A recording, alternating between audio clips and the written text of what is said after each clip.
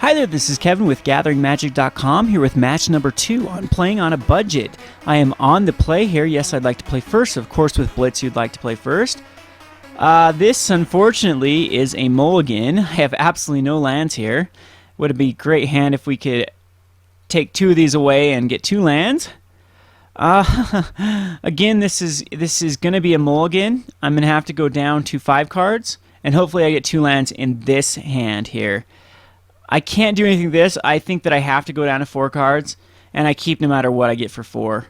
Alright, that's about as good as we can think. Unfortunately, this is probably going to be a loss here unless we can somehow draw into a land and like a Mayor or something, a Lightning Mauler. You never know with these. If he stumbles on lands, we might be able to get him. Woodland Cemetery, that could be anything at this point. There's another Rootbound Crag. So we're in decent shape, actually, for a 4 land. Don't want to draw into actually any more lands. I'd rather draw into something I can actually use with the Burning-Tree. So we're going to go up against Junk Reanimator, and he right off the bat gets a very, very strong hand against us with a Thragtusk and Unburial Rites.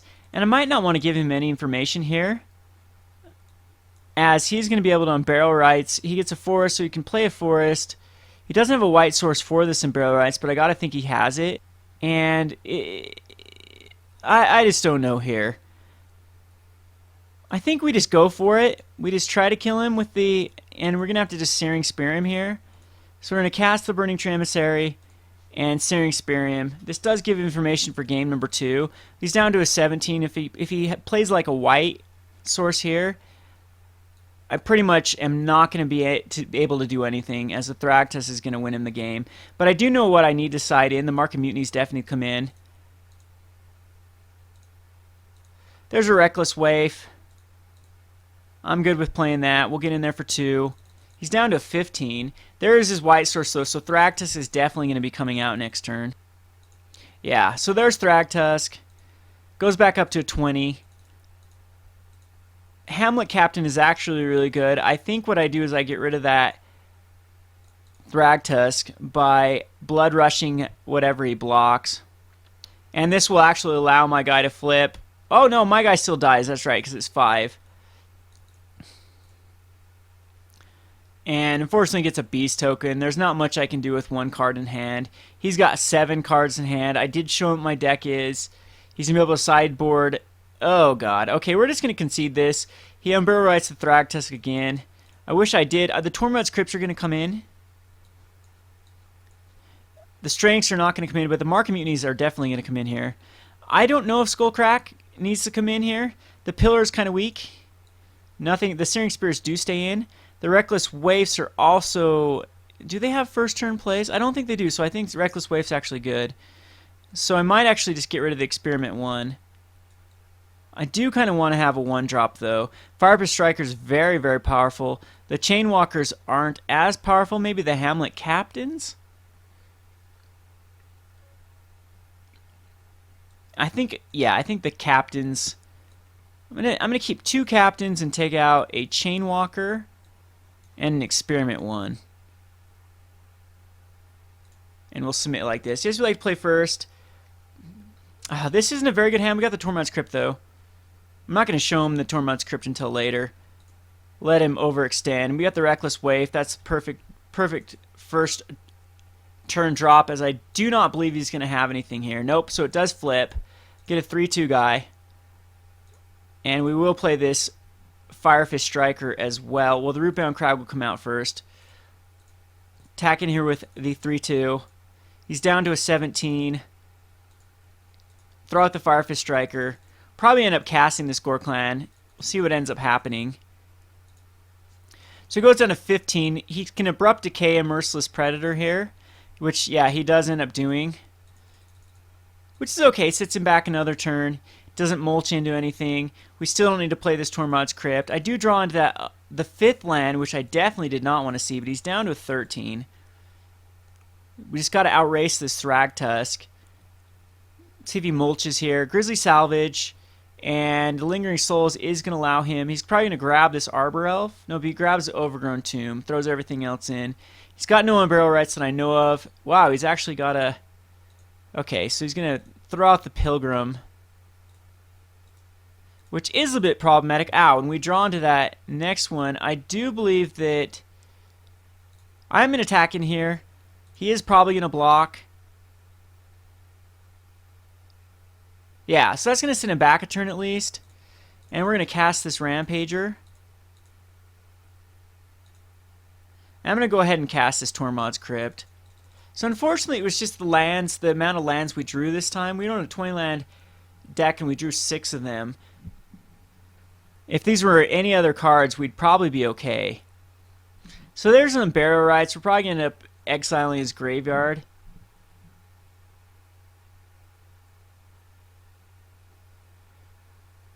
Again, if we draw in anything but a land, we're fine. Lightning Mauler's great. We actually are going to pair this to get in there for that extra 2. Now, Mark of Mutiny definitely will win us this. He can't 1, 2, 3, 4. He can cast a Thragtusk, though, next turn. We have the Tormod's Crypt to, in response to a Barrow Rights, exile his graveyard. So, is it going to be Thragtusk here? So he had one in his hand all along. Alright, Thragtusk puts him back up to 8. Now we just need a Mark of Mutiny. There's the Searing Spear. I don't know if that's worth actually playing. I'm going to keep this mountain in my hand just as a... Let's see, he blocks the Ghor-Clan Rampager.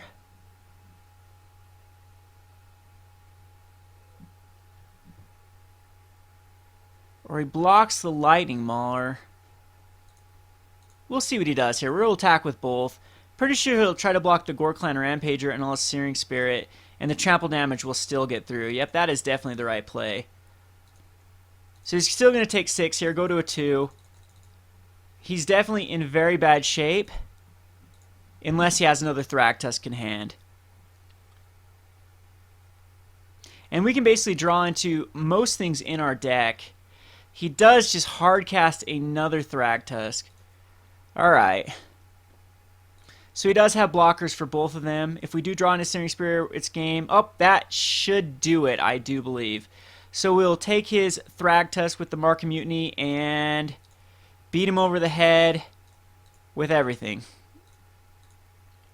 And so he's got to block his own Thragtusk, and he's going to take 6. But now he's got a 6/4 Thragtusk. But again, he can only block one of them.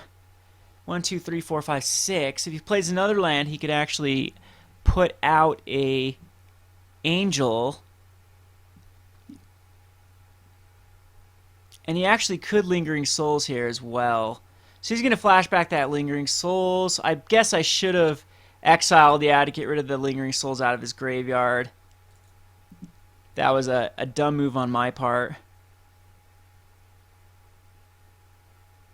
Yep, and now we will force him out of his graveyard so he does not get any value out of that. So down to a 1. Again, there's many things that we can actually draw into. That is definitely one of them. And did I play that wrong last turn? No, oh, I keep thinking this is a Firefist, but my Firefist is dead. So we're able to Mark of Mutiny again. All we have to do is actually Mark of Mutiny a Spirit. No, a Spirit won't. Yeah, we'll Mark of Mutiny anything here. We'll grab his Thragtusk again. And this is game.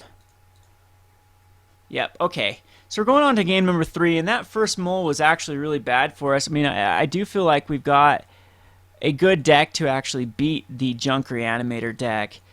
It is still the most popular deck in the format. I mean, we could put the Skullcracks in versus the Thragtusk, but it's usually not a big deal. I do like these Mark of Mutinies. I don't know what else I'd play here in place of anything. I like what I have. We unfortunately are on the draw here. I do need a green source. This is okay hand. I might have to mulligan this. I don't think this hand will get us there. It's kind of weak. I would actually... The Reckless Waif is good if we're on the play, but not on the draw. I think we have to mulligan this. And unfortunately, here we go again. This would be an awesome hand if we had another land, especially a green land. I'm going to have to mulligan this as well. I'm going to keep this. I have action. I need to draw into one more. I can't go down to 4 cards again. So unfortunately, this is how Magic goes sometimes. Oh, there we go. So now it's not as bad as oh, and I should have actually played the Reckless Waif there, but I will lead with Experiment 1 in case he doesn't play anything here. A lot of times they do have Abrupt Decays and things like that. But this will evolve my Burning Tree. Okay, and this Reckless Waif would have actually been the wrong move. So there's Rootbound Crag again. So we'll play the Burning-Tree Emissary. That will evolve the Experiment 1. And we can actually cast this Mayor. Put it up to 3/3. Get in there with the Experiment 1. He probably won't block. He needs to ramp into those Thragtusks. Fortunately, I really have no... Yeah, I can't really do much against the Thragtusk at this point. And my Mayor does flip here. I don't want to cast both of these. I'll end up just casting the Reckless Waif. I'm in attack with everything.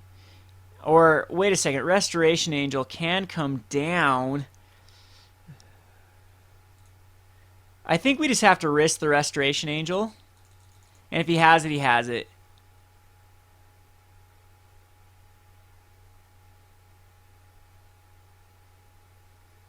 Yep, okay, so he does have the Restoration Angel, so Mr. Howlpack is going to die. He's going to take 4 here, but it is going to allow me to cast both of these.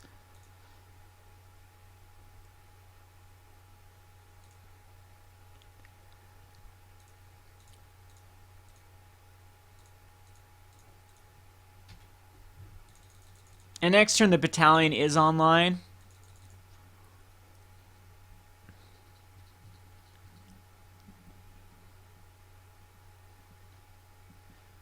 And let's see if Thrag comes out. It's looking quite lethal if I can draw into a Mark of Mutiny. And he has no Unburial strategy here.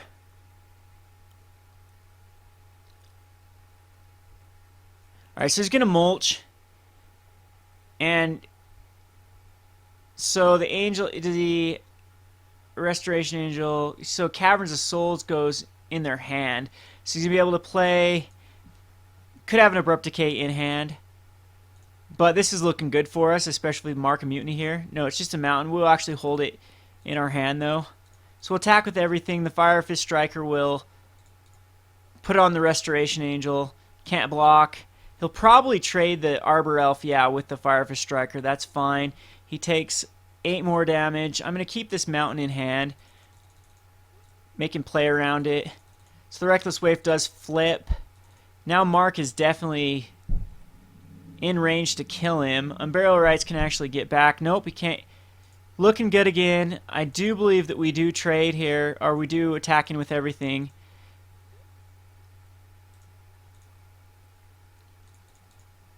Could have another Restoration Angel in his hand, and that'd be very bad, but we will get in there for 2 damage. And he does have another Restoration Angel, but we're going to get in for 2. He's down to a 6. He's in double Searing Spear range.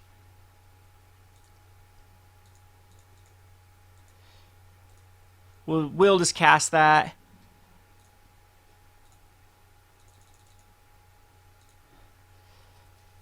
Gotta avoid the Thragtusk.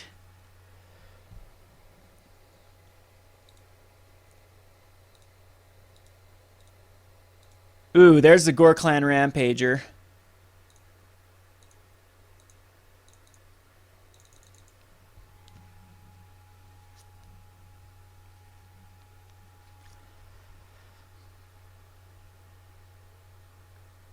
Alright, so one of our guys will live. Hopefully he doesn't have the Abrupt Decay in hand, or any other way to bounce it. So we're actually going to get 2 through here and kill a Restoration Angel. So again, he's in Mark range. So we've got to draw into one of our 4 Mark of Mutinies. And we have a lot of tricks in our decks that can actually get us out of this. We just have to avoid those Thragtusk. He still hasn't seemed to draw into it. I don't know if that's the right move to actually attack in with the Avacyn Pilgrim here. And there's the Mark of Mutiny. He can't bounce the Angel whatsoever. This could be game. Yep, and that is game. We beat the Junk Reanimator. That is the power of Mark of Mutiny. He didn't get a Thragtus that time. He didn't really get any Unburial Rights either, so that was kind of luck on our part. 38 cards without either one of those, but he did have the Restoration Angels, so that wasn't a bad draw. Had plenty of lands. He could have actually went for the Angel of Serenity that last turn, but there probably wasn't enough targets to really make it worth it. So we win another pack here. Don't know why they're giving out Ravnica packs right now. Why aren't they giving out Dragon's Maze packs? Probably because they're not worth anything. Alright, so we'll take a Ravnica pack and we'll go on to game number 3. This is Kevin with GatheringMagic.com. Thanks for watching.